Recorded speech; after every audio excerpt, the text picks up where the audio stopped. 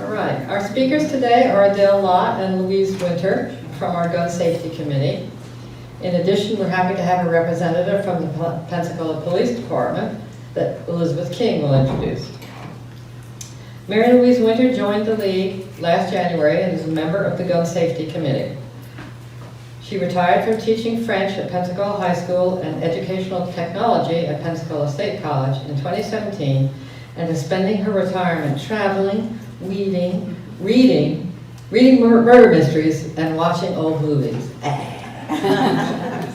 Adele Lott was born in Detroit and graduated from Wayne State University. She went on to graduate school at the State University of New York, where she earned a master's in education and a certificate of advanced study in school counseling. She served 2 years with the Defense Department in Germany and then worked for 26 years with families in New York as a special education counselor, primarily with behaviorally disordered children. And she moved to Pensacola in 2017. So I'll turn the meeting over to them.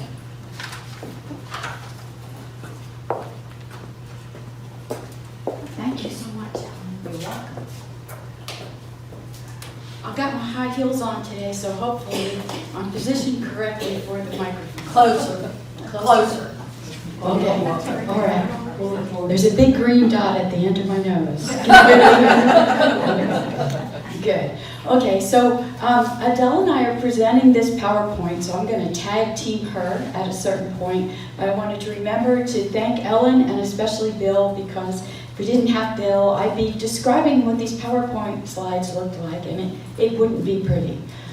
This particular PowerPoint was sent to us by the state, so there are several gun safety committees like our own around the state who are involved in this new Lock It Up program. And the Lock It Up program is kind of similar to what the moms tried to do several years ago when they started the Mothers Against Drunk Driving. They wanted to promote safe driving, and they wanted to educate the public.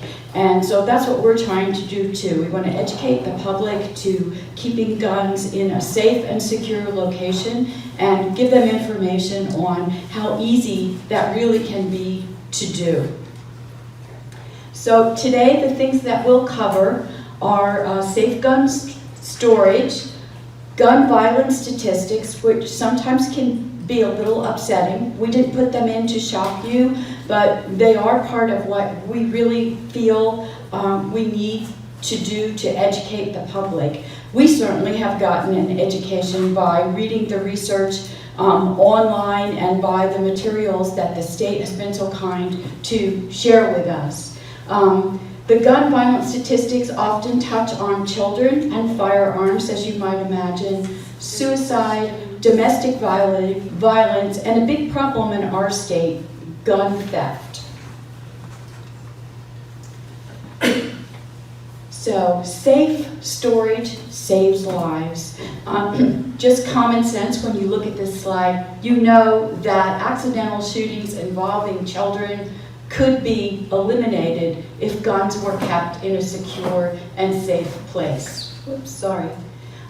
Domestic violence shootings, although you may not know anybody that it's affected by this, this is often a big problem in households where domestic violence is an issue. Suicides, homicides, and again, gun thefts. So we'll cover these today. Some statistics nationwide, nearly 40,000 gun deaths occurred in 2018. Domestic partners are killed every 16 hours using a firearm. Women in the United States are 20 times more likely to be killed with a firearm than other countries that have the same, are on the same economic par as the United States. So even though we are economically well off compared to many countries around the world, we're still more violent when it comes to guns. And of course, the saddest for all of us is children and teens. Annually, 1,700 homicides were committed in 2018 across the United States involving children and teens. So how does Florida stack up? And this is kind of interesting to note some of this information. Every 26 minutes, a gun is stolen. So that shows us that we're not doing a good job with safe and secure storage. That's because, of course, in Florida, you can have a gun in your car, so people throw it in the trunk, the glove box, on the seat, and then don't lock their vehicle. And critically, every 17 hours, a child is shot. So you can see that keeping the gun safe and secure definitely has an impact on us being able to improve these gruesome statistics of every 17 hours. How does Florida rank compared to other states? Well, these are number 1, number 2, and number 3, which we wish we hadn't won, but we did. In the nation, we have more cases of road rage involving a firearm than any other state in the Union, okay? So I just drove back from Orlando yesterday, and I smiled at everyone on the road, so. I didn't cut off anybody, including 18-wheelers this time, so I got back safely. Number 2 in the nation, leading cause of death is firearms for us in the state of Florida. That's really horrible. And number 3 in the nation, we're 3rd in the nation for the number of gun thefts. So you can see this gun safety issue is a timely one for the League of Women Voters to adopt. And our committee here in Pensacola Bay area is really happy that we've gotten involved with this, because it feels like something where we might be able to make some sort of an impact. So leading causes of death for children, these are the stats that, you know, aren't very pleasant to look at or read. But in 2016 across the nation, of course, motor vehicles were number 1 with more than 4,000, but there were more than 3,000 firearm-related deaths for children across the nation in 2016. So compare those to pediatric cancer, less than 2,000, and drownings, poisoning, or drug overdoses, both less than 1,000. So you can see it is a critical area for us to be involved in. According to this graph from the Tampa Bay Times, by the time a child in Florida is age 5, guns are the 2nd leading cause of death, and they're only outdistanced by motor vehicle accidents. However, by the time the child is 14, guns have caught up from being almost the same amount of deaths result from motor vehicles as from guns. So you can see we're not doing a good job, and we need to get the word out and hope that people will behave responsibly. We know that we can't control that, we can't force people to behave responsibly, but maybe we can help.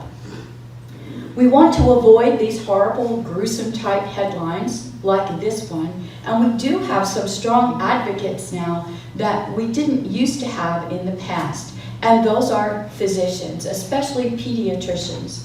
By law, at one point, they were prohibited from giving advice to the parents of their young patients about gun safety, or quizzing them about guns in the home and what firearms there were, etc., etc. But that impediment has been removed, and so now it is one thing that the American Medical Association is urging their physicians, not just pediatricians, to do. And they have actually a free module online now at the American Medical Association website that the physicians can go through and receive a little certificate that they got this kind of training. You can imagine that regardless of what age you are, when you went through all those years of expensive education to become a doctor, this wasn't something that was part of your training or your education. But now, of course, it is. So things like recognizing common risk factors, communicating with parents and patients, firearm safety counseling, and also identifying if there is somebody in the household that may have a mental health related illness. what is going on with firearms in that household with regard to that person? Are they being kept safe? Are the rest of the people in the household being kept safe? And again, it's not that difficult a measure to take.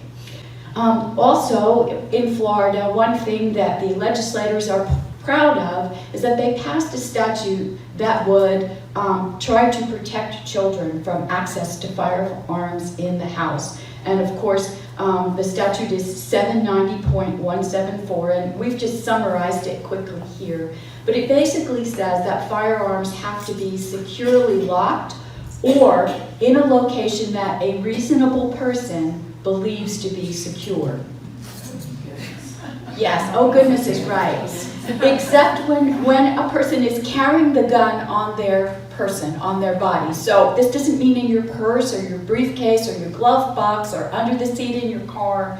This means that when you are carrying it, in some kind of a holster or other item that you would use to secure your firearm to your body, it's a second-degree misdemeanor to violate this. And so you can see that, as most of you groaned, that the reasonable person language is the problem with this statute. Of course, that can be argued in many, many different ways under the law. So while they tried to do a good job with the statute to help protect children, they left that gaping hole that you can probably hire even a not-so-good attorney and have him drive a bus through. So safe storage options are many and varied. There are things like gun safes and cabinets that can be locked. There are all kinds of cases. There are gun racks that can be locked. There are trigger locks that can be purchased and other gun locks, like the small red one that sort of resembles a bicycle lock. If you're a bicycle aficionado, you might recognize that. And those are the ones that the league have recommended that we try to encourage people to use because they're so inexpensive and really pretty easy. But of course, you can't force people to be responsible, but you can encourage them to. Nowadays, if you buy a brand new gun, a gun lock comes with it. That doesn't mean that somebody is following up to make sure you use it, but you do get one. The problem is that many people buy their guns not brand new, so they might buy used guns at whatever venue, or somebody in their family may give them one. They might trade the gun for something else. But of course, naturally, we've got this gun theft issue where, lucky us, we're number 3 in the nation. So that's really a problem. So even if you did want to toss your firearm blithely in the trunk of your car, if it was locked and somebody decided that they wanted to steal it, would have to go through quite a bit of effort to then get rid of the lock. I'm sure it can be done, but maybe it would make them think twice before they help themselves to your readily available gun. So I'm going to turn the PowerPoint over to my colleague, Adele Lott, and she's going to discuss some of the critical issues that we touched on earlier. This way. You're welcome. All right. Mary Louise did a great job. She's a hard act to follow. I said Mary Louise did a great job. She's a hard act to follow. Okay, so some of our critical issues, one of the foremost is suicide. 20% of drug overdoses lead to death, but 85 to 90% of suicide attempts with a firearm end in death. Suicides increase each year in the US, and there's twice as many suicide deaths as car accidents. Access to a firearm increases the risk by 3 times. The risk is 10 times greater in the US than in other high-income countries, and there are more suicides in states with high gun ownership.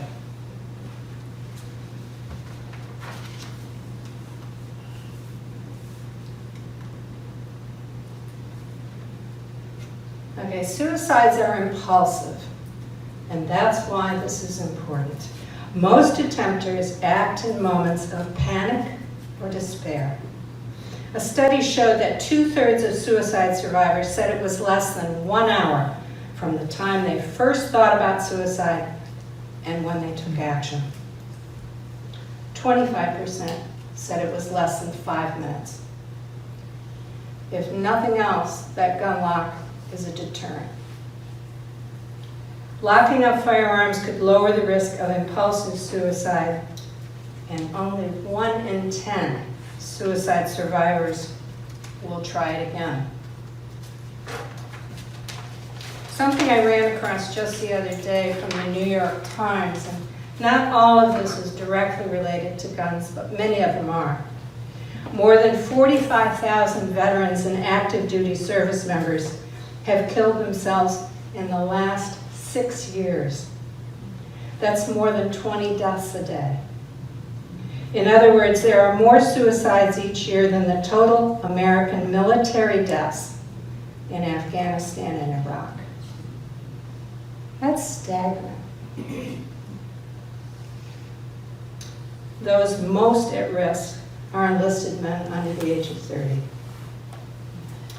Suicide rates for active duty is rising. It's risen by 1/3 in less than 5 years.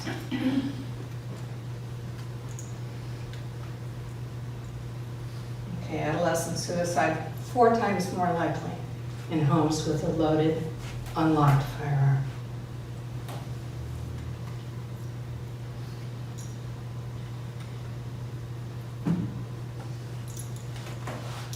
Okay, domestic violence. With a history of violence and access to a firearm, the risk of fatalities is increased. Presence of firearm in the home where there's violence sends a message to victims. The presence of a firearm in the home increases the risk of domestic violence victim being killed as much as 500%. Now in New York, in 2013, they enacted a law that requires a firearm owner to keep his or her firearm locked if he or she lives with a convicted felon, a domestic abuser, or a person with a federally prohibited mental health history.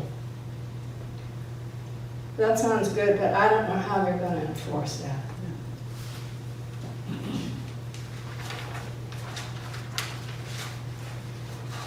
Gun theft. Here's another little tidbit I found from Reuters. Mexico estimates 80% of the weapons used by criminals in Mexico come from the U.S. 80% come from the U.S. Most stolen guns are taken from homes and unlocked cars. Many are used in crimes by people prohibited from possessing guns. Safe storage of firearms could reduce gun thefts, which is why we have the Lock It Up program.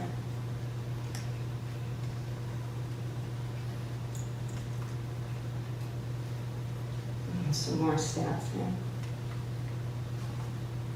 Lock It Up is about saving lives.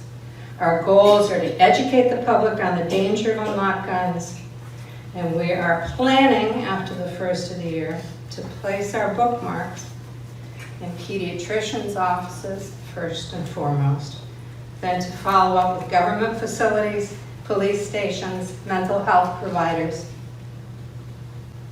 and family practitioners. But to do that, we need help. We are a very small group. In fact, right now, I think there's 3 of us. If you would like to help us, we have a sign-up sheet over at our table on that side. We're going to need all the hands that we can get to help with sending out all of those bookmarks. So, like Mad's Don't Drink and Drive campaign, this program aims to change the narrative and make everyone feel responsible for gun safety in their community.